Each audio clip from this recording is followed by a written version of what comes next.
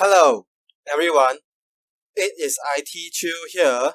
Today, I want to talk about cryptography key management system. Technically speaking, we can't really solve private key and public key issues, as each addressing approach has their own pros and cons. Key management system is a system that deals with both public key and private key. One can only understand such system when they have the knowledge on what is public and private key issues. Generally speaking, we have two main key management systems. One is centralized key management system, also known as CKMS. One is decentralized key management system, also known as DKMS. CKMS generally separated into two categories, which we will be discussing later.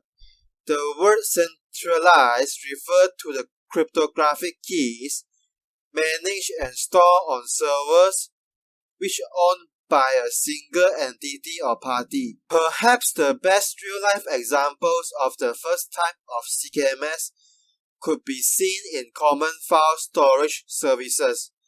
These services include but not limited to OneDrive and Google Drive. A lot of uneducated folks will think that OneDrive and Google Drive is actually the safest and most secure file storage services out there. They are true on certain aspects. This file storage usually guarantee on data availability, integrity, but they give up on data confidentiality. However, what people may realize is that when using these services, the services require them to submit identities such as phone number and email. The purpose of submitting private identities is to address on data availability and integrity issues.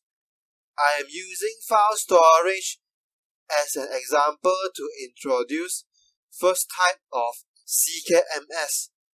Generally, CKMS do not involve with files. They just involve with generating, managing and using the cryptographic keys. First type of CKMS usually involves with letting the provider to generate, manage, and use private and secret keys on user behalf. Some IT administrators may use the CKMS service provided by the provider to upload their own private and secret key onto the server they ran or onto the CKMS service itself. However, by doing so, it means that the user or client completely give up on data confidentiality and putting all hopes in one basket.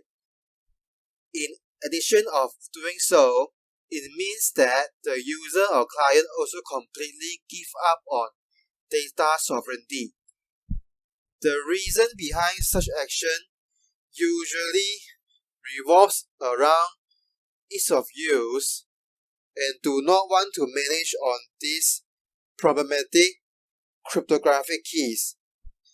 Man is such a fantastic species in which they do not want to manage on these things and wanting ease of use. However, when bad things do happen, they start to blame the provider, whereas this kind of knowledge is commonly known for all cybersecurity and cryptography experts. Is man becoming smarter or dumber is something that I think might be worth to debate on. We actually understand on how the first type of CKMS really work on a layman's level.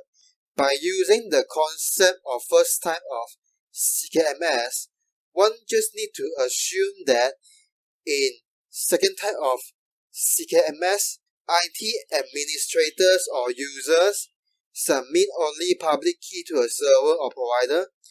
for managing, storing, and using on users' behalf. This is not a dumb idea compared to first type of CKMS.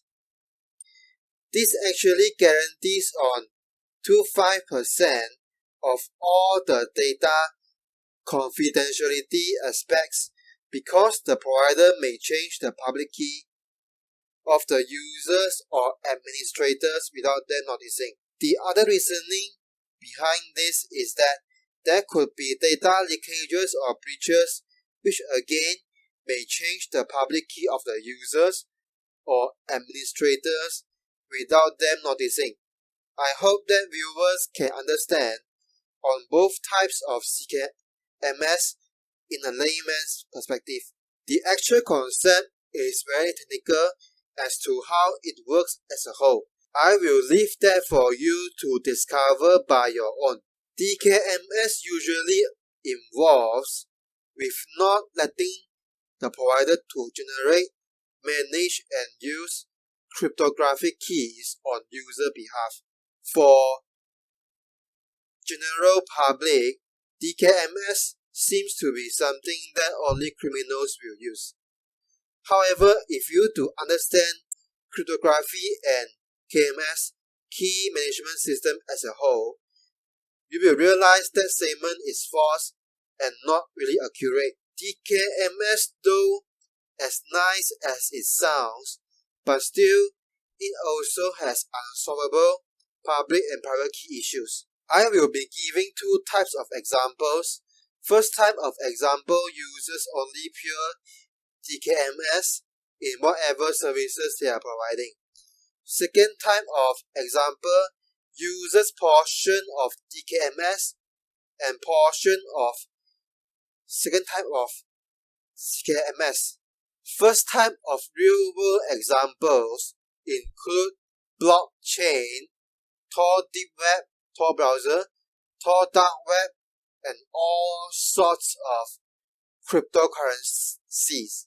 Second type of real examples include endpoint encrypted data which the key was generated and owned by user, partial confidential file storage such as Mega.nz, partial confidential email providers such as PortalMail, and the famous E2EE end-to-end encryption that we've seen used in WhatsApp, Signal, Threema, and Session. DKMS usually revolves around the goals of the following: bypassing censorship, achieving anonymity, prevention on alteration of records, preventing third party from being able to read any conversations or messages, and achieving neutrality and sovereignty.